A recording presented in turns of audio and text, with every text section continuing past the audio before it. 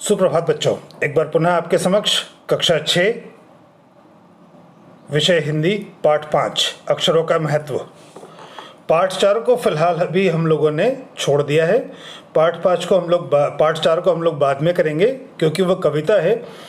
कविता में बहुत आवश्यक होता है कि हम लोग भावों को समझें, उसके लिए ऑफलाइन क्लासेस की आवश्यकता होगी। आज हम लोग पढ़ेंगे पाठ 5 अक्षरों का महत्व। ये निबंध लिखा गया है गुणाकर मुले जी द्वारा। गुणाकर मुले जी का जन्म महाराष्ट्र के अमरावती ज़िले में हुआ था।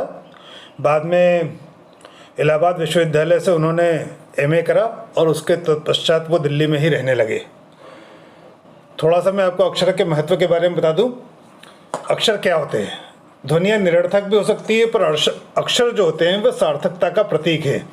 अक्षरों के द्वारा जहाँ मनुष्य अपने भावों और विचारों को लिखित रूप से व्यक्त करता है, वहीं मौखिक रूप से व्यक्त करने के लिए ध्वनियों की आवश्यकता होती है।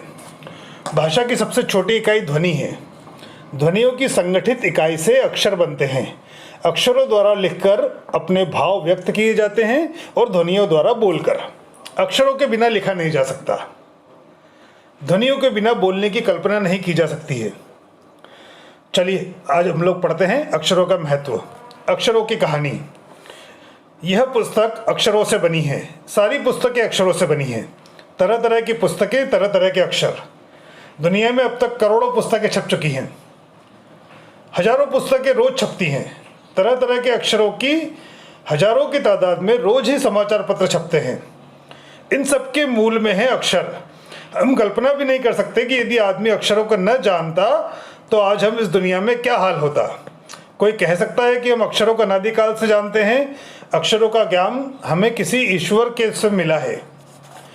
पुराने जमाने के लोग सचमुच ही सोचते थे कि अक्षरों की खोज ईश्वर ने की है, पर आज हम जानते हैं कि अक्षरों की खोज किसी ईश्वर ने नहीं बल्कि स्वयं आदमी ने की है। अब तो हम यह भी जानते हैं कि किन अक्षरों की खोज किस देश में और किस समय हुई।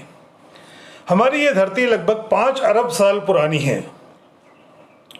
2-3 अरब साल तक इस धरती पर किसी प्रकार के जीव जंतु नहीं थे। फिर करोड़ों साल तक केवल जानवरों और वनस्पतियों का ही इस धरती पर राज्य रहा। आदमी ने इस धरती पर कोई 5 लाख साल पहले जन्म लिया। धीरे धीरे उसका विकास हुआ। कोई 10,000 साल पहले आदमी ने गांवों को बसाना शुरू किया। वह खेती करने लगा। वह पत्थरों के औजारों का इस्तेमाल किया करता था। फिर उसने तांबे और कांसे के भी औजार बनाए। यहाँ पर यह बताना आवश्यक है कि इन औजारों के माध्यम से ही प्रागैतिहासिक काल में आदमी शिकार कर कर अपना उदर पूर्ति का साधन करता था। आगे पढ़ते हैं। प्रागैतिहासिक मानव ने सबसे पहले चित्रों के जरिए अपने भाव व्यक्त किए, जैसे पशु पक्षियों, आदमियों आदि के चित्र। इन चित्र संकेतों से बाद में भाव संकेत अस्तित्व में आए। जैसे एक छोटे वृत्त के चहुं ओर मतलब चारों ओर किरणों की द्योतक रेखाएं खींचने पर वह सूर्य का चित्र बन जाता था। बाद में यही चित्र ताप या धूप का द्योतक बन गया। इस तरह अनेक भाव संकेत अस्तित्व में आए। तब जाकर काफी बाद में आदमी ने अक्षरों की खोज की। अक्षरों की खोज के सिलसिले में शुरू हुए मुश्किल से 6,000 साल हुए हैं। केवल 6,000 साल। अगला प्रश्न देखते हैं।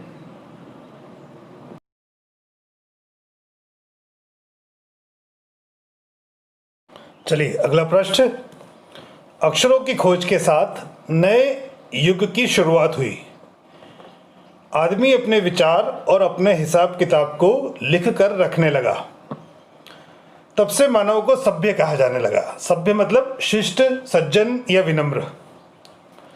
आदमी ने जब से लिखना शुरू किया तब से इतिहास आरंभ हुआ। आरंभ मतलब शुरू या प्रारंभ। किसी भी कौम या देश का इतिहास तब से शुरू होता है जब से आदमी के लिखे हुए लेख मिलने लग जाते हैं। यहाँ पर कौम का आशय या कौम का अर्थ जाति से है। इस प्रकार इतिहास को शुरू हुए मुश्किल से 6,000 साल हुए हैं। उसके पहले के काल को प्रागैतिहासिक काल यानी इतिहास के पहले का काल कहते हैं। अतः हम देखते हैं कि यदि आदमी अक्षरों की खोज नहीं करता तो आज हम इतिहास को न जान पाते।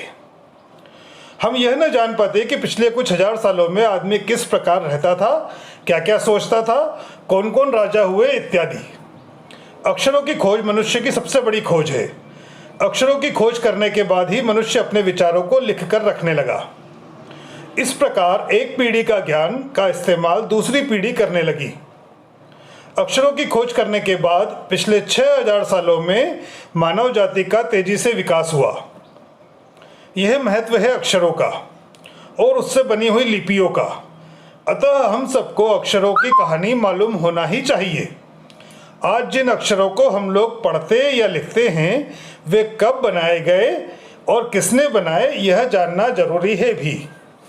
प्रश्न उत्तर और अभ्यास प्रश्न आपको PDF के रूप में प्राप्त हो जाएंगे। यहाँ पर पाठ समाप्त होता है।